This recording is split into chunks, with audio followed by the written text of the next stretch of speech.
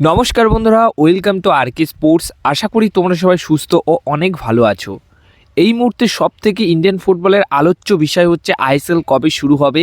সবার একটাই প্রশ্ন এবং একটাই উত্তরের আশায় কিন্তু সবাই রয়েছে। ইনফ্যাক্ট এতদিন ধরে আমাদের সমর্থকদের মাথা ব্যথা ছিল, কিন্তু এখন গতকাল তোমরা দেখেই নিয়েছো যে বেশ কিছু তারকা ফুটবলাররা একটা ভিডিওর মাধ্যমে ফিফার কাছে কাতর আবেদন জানিয়েছে যেন তারা ফিফা যেন ভারতীয় ফুটবলকে বাঁচায়। এরকমভাবে কিন্তু কাতর আবেদন রেখেছে ভিডিওর মাধ্যমে, যেখানে গুরপ্রীত সিং সিন্ধু শুরু করে Sunil Chhetri, Hugo Boumous, Carlos Delgado, আরও অনেকে, মাইকেল জাবাকও ছিল, প্রীতম কোটাল ছিল, অনেকেই ছিল, লালেংজুলা ছাংতেও ছিল সেই ভিডিওতে। তো ভিডিওর মাধ্যমে তারা কিন্তু অনেক কিছু বলে ফিফাকে কিন্তু কাতর আবেদন রেখেছে ফিফার কাছে, যাতে করে ইন্ডিয়ান ফুটবলকে নিয়ে কিছু একটা করতে পারে ফিফা। এবার তোমাদেরকে বলে দিই যে আইএসএল হওয়া নিয়ে এআইএফএফ যে অংশগ্রহণের জন্য যে লেটার দিয়েছিল সবকটা ক্লাবের কাছে, বা যে মেল করেছিল, সেই মেলে অবশ্যই কিছু শর্ত বেঁধে দিয়েছিল সব ক্লাবরা। 14টা ক্লাবের মধ্যে 13টা ক্লাব কিন্তু ছিল, এবং 13টা ক্লাব সেই মেলের উত্তরে কি শর্ত দিয়েছে সেটা তোমাদেরকে জানিয়ে দিই।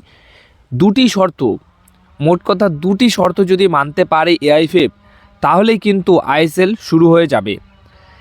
দুটি শর্ত বেঁধে দিল 13টি ক্লাব। প্রথম শর্ত, শর্তগুলোর মধ্যে প্রথম যেটা রয়েছে, লিগ খেলতে রাজি রয়েছে, কিন্তু শর্ত সাপেক্ষে পার্টিসিপেন্ট ফি নয়।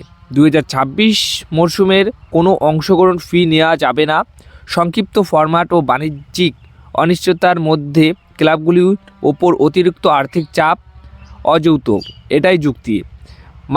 এই মুহূর্তে ক্লাবগুলো কিন্তু খুব আর্থিক দিক দিয়ে খুব লসের মধ্যে রয়েছে। সেই জায়গাতে আবার আইএসএল করার জন্য যদি এই বছরও অংশগ্রহণ ফি নেওয়া হয়, তাহলে ক্লাবগুলো তো অবশ্যই বাধা দেবে। তো এটা হচ্ছে প্রথম একটা শর্ত। এর পাশাপাশি লিগ পরিচালনার খরচ এআইএফএফের নিতে হবে। লিগ পরিচালনার খরচ এআইএফএফ ছাড়া অন্য কেউ নেবে না। এই শর্তটা যদি মানতে পারে, তাহলে অবশ্যই আইএসএলে রাজি খেলার জন্য সবকটা দল। এখানেই শেষ নয়, শুধুমাত্র এআইএফএফ খরচ চালাবে এই বছরের জন্য এমনটা নয়। যতদিন না সম্প্রচারকারী এবং বাণিজ্যিক অংশীদারি, যেটা বললাম কমার্শিয়াল পার্টনার, যতদিন না পাচ্ছে, ততদিন কিন্তু এই যে খরচ, আইএসএলের খরচ, সেটা কিন্তু এআইএফএফেরই চালাতে হবে। বাকি ক্লাবগুলির যে খরচ রয়েছে সেগুলো ক্লাবগুলি চালাবে। ক্লাবের দল সংক্রান্ত যে সমস্ত খরচ থাকবে সেগুলো দল চালাবে, কিন্তু আইএসএল করার জন্য কোনো রকম খরচ কিন্তু ক্লাবগুলি দিতে না রাজি নয়, এরকম কিন্তু শর্ত রেখেছে। তো এই দুটি শর্ত যদি এআইএফএফ মেনে নেয়, তাহলে কিন্তু আইএসএল খুব তাড়াতাড়ি শুরু হবে। তো আরও একটা শর্ত এর সাথে জুড়ে দেওয়া হয়েছে, সেটা হচ্ছে ভবিষ্যতের রোডম্যাপ কী রয়েছে, ভবিষ্যতে পরিকাঠামো, ভবিষ্যৎ বাণিজ্যিক কাঠামো কেমন থাকবে। কারণ এই বছর নয় লসে হয়ে কোনো রকম দুটো শর্ত মেনে আইএসএল নয় হয়েই গেল, কিন্তু ভবিষ্যতেও কি এরকম পদ্ধতিতেই চলবে? এমনটা তো নয়। এই জিনিসটাও জানতে চেয়েছে ক্লাবগুলি এআইএফএফের কাছে। তো 2 থেকে 3টে শর্ত যদি এখন এআইএফএফ মানতে পারে, যে শর্তগুলোর কথা আমরা বললাম বা তোমাদেরকে জানালাম, সেই শর্ত যদি মানতে পারে, তাহলে কিন্তু আইএসএল শুরু হবে, এমনটাই কিন্তু খবর রয়েছে। তো দেখা যাক শেষ অবধি এই জিনিসটা কবে শেষ হয়, এই আইএসএলের জট কবে খোলে, এটাই দেখার রয়েছে।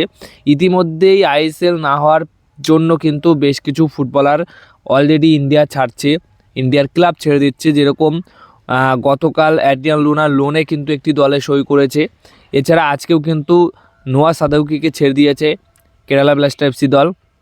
সেও খুব সম্ভবত ইন্দোনেশিয়ার লিগের একটি ক্লাবে সই করবে। তার আগে পর্তুগিজ প্লেয়ার ছিলেন থিয়াগো সিলভা, তাকেও ছেড়ে দিয়েছে।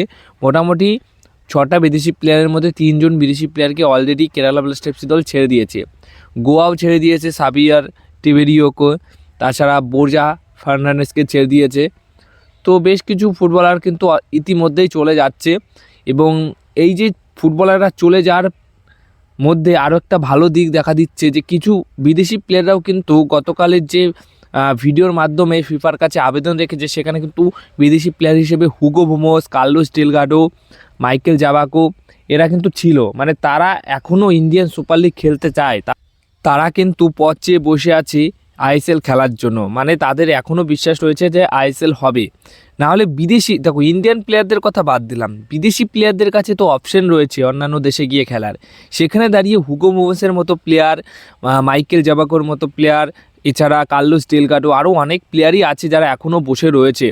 তারা কিন্তু এখনও এই দিকেই তাকিয়ে রয়েছে যে না আইএসএল শুরু হবে, আইএসএল হবেই। তারা কিন্তু এখনও এই বিষয়টার ওপরই তাকিয়ে রয়েছে, কিন্তু এখনও অবধি কোনো সুরাহা মিলল না আইএসএল নিয়ে, কোনো জট কিন্তু খুলল না। এটা একটা ভাবনার বিষয়, মানে ইন্ডিয়ান ফুটবল এখন কতটা অন্ধকারের মধ্যে রয়েছে।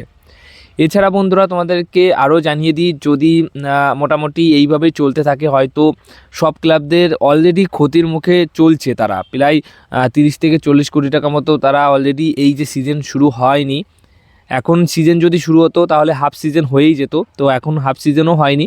তো অলরেডি 30 থেকে 40 কোটি টাকা মতো সব ক্লাবরাই মোটামুটি লসের মধ্যে রয়েছে, যেটুকু খবর পাওয়া গেছে।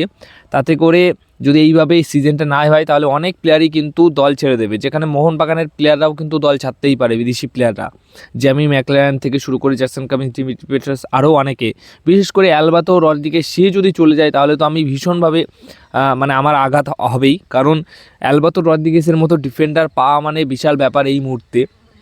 দুর্দান্ত একটা প্লেয়ার, মানে মনে ধরে গেছে। তো মানে সেও যদি দল ছেড়ে দেয় তাহলে বুঝতেই পারছো যে কত সমর্থকদের মনে আঘাত হবে, তার মতো একজন ডিফেন্ডার চলে যাবে। ইনফ্যাক্ট আরও একটা আপডেট তোমাদেরকে দিয়ে দিই, তিরিও কিন্তু দল ছাড়ছে, মুম্বাই সিটি এফসি দলের তিরিও, সেও কিন্তু ইন্ডিয়া ছেড়ে অন্য কোনো দেশের লিগে খেলবে, সে কিন্তু সিদ্ধান্ত নিয়ে নিয়েছে। খবর কিন্তু এটুকুই রয়েছে। তো সবশেষে যে আপডেটটা দিয়ে আজকে এই ভিডিওটা শেষ করব, ফেডরিকো গ্যালেগো তার ইন্ডিয়ার প্রতি ভালোবাসা কতটা সেটা সে আবারও বুঝিয়ে দিল। তার যে কন্যা সন্তান হয়েছে সেই কন্যা সন্তানের নাম কিন্তু তিনি দিয়েছেন ইন্দিরা। হ্যাঁ, ইন্ডিয়ার নামেই মোটামুটি ইন্দিরা নাম কিন্তু দিয়েছে, মানে ভারতকে সে কতটা ভালোবাসে তার প্রমাণ কিন্তু সে আবারও দিল। তো যাই হোক বন্ধুরা, আপাতত আইএসএল নিয়ে এই খবর রয়েছে। এখন কিন্তু সব মোটামুটি খারাপ খবরের দিকেই সব কিছু রয়েছে। কবে ভালো খবর আসবে আর তোমাদেরকে ভালো খবর দেবো এটাই আমিও ভাবছি। ইনফ্যাক্ট প্রতিদিনই সেরকম খবর তুলে আনার চেষ্টা করছি, কিন্তু তার মাঝখান দিয়েও কোনো না কোনো জায়গায় কিন্তু সেই খারাপ খবরগুলোই আসছে ভালো খবরের পাশাপাশি।